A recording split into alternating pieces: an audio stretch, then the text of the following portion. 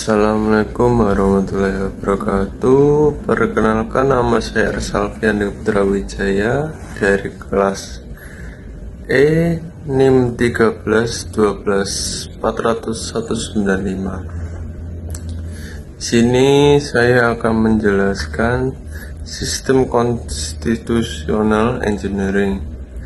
Sistem konstitusional engineering adalah proses perancangan, penataan atau modifikasi sistem ketatanegaraan suatu negara melalui perangkat hukum tertinggi, yaitu konstitusi. Tujuannya adalah untuk menciptakan sistem pemerintahan yang efektif, stabil, demokratis, dan sesuai dengan kebutuhan serta kondisi sosial politik atau suatu negara.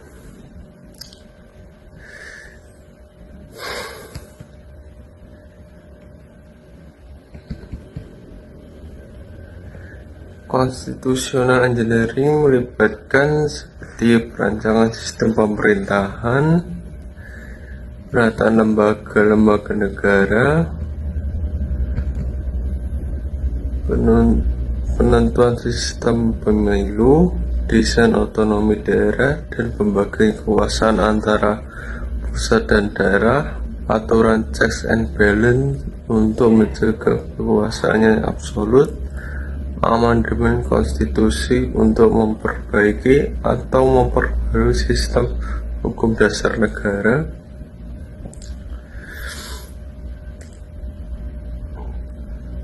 dan tujuan utamanya sistem ini mencegah konflik kekuasaan dan krisis politik, mewujudkan tata kelola pemerintahan yang demokratis atau akuntabel,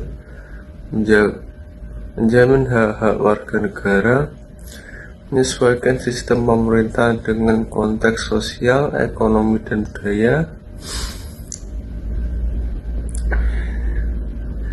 Indonesia melakukan konstitusional engineering saat melakukan amandemen UUD 1945 setelah reformasi 1998. Amandemen ini mengubah konstruktur ketatanegaraan Indonesia, misalnya dengan membatasi masa jabatan presiden dan menghapus GBNH.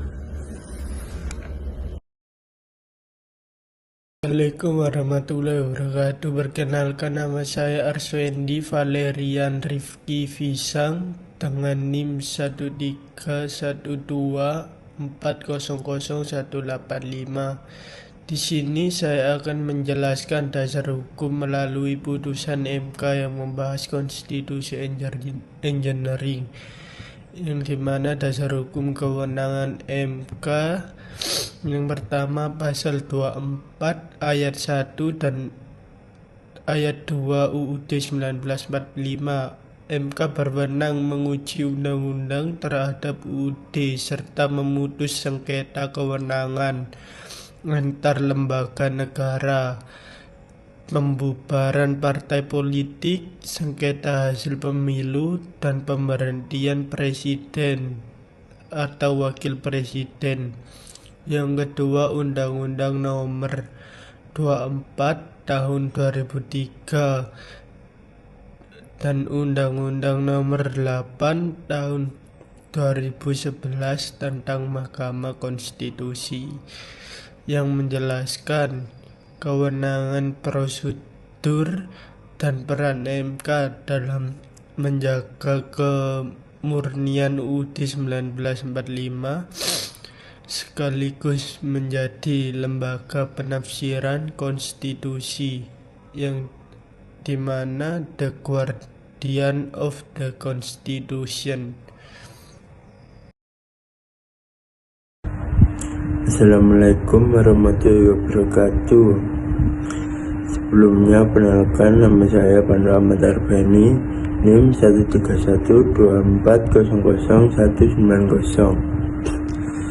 Konstitusional engineering atau rekayasa konstitusi merupakan proses penataan ulang sistem ketatanegaraan untuk menyesuaikan dengan perkembangan zaman serta kebutuhan bangsa. Di Indonesia, praktik ini memiliki sisi positif dan negatif yang perlu diperhatikan secara cermat.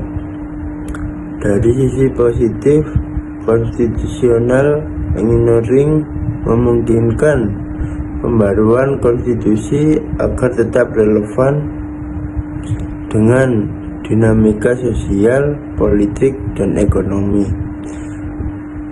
Melalui perubahan tersebut, demokrasi dapat diperkuat, hak-hak rakyat yang lebih terlindungi, serta sistem pemerintahan menjadi lebih transparan dan akuntabel. Selain itu, rekayasa konstitusi dapat mencegah terjadinya konsentrasi kekuasaan pada satu pihak melalui pembatasan masa jabatan dan penguatan sistem check dan balance. Pemerintahan juga dapat berjalan lebih efektif dan stabil jika struktur kelembagaan serta sistem pemilu dirancang secara tepat. Namun demikian, konstitusional engineering juga memiliki sisi negatif. Jika tidak dilakukan dengan prinsip kehati-hatian dan partisipasi publik yang luas, perubahan konstitusi berpotensi disalahgunakan oleh elit politik untuk melanggengkan kekuasaan atau kepentingan kelompok tertentu. Selain itu, perubahan yang terburu-buru atau tidak dirancang secara matang dapat memicu ketidakpastian hukum dan instabilitas politik. Kurangnya pelibatan masyarakat dalam proses perumusan juga bisa menimbulkan penolakan atau krisis legitimasi. Di sisi lain, rekayasa kelembagaan yang tidak jelas dapat menyebabkan tumpang tindih kewenangan dan konflik antar lembaga negara. Oleh karena itu, konstitusional engineering di Indonesia harus dilakukan secara inklusif, transparan, dan berpijak pada kepentingan rakyat serta prinsip-prinsip demokrasi. Sekian presentasi dari kelompok kami. Bila ada salah kata, mohon maaf. Assalamualaikum warahmatullahi wabarakatuh.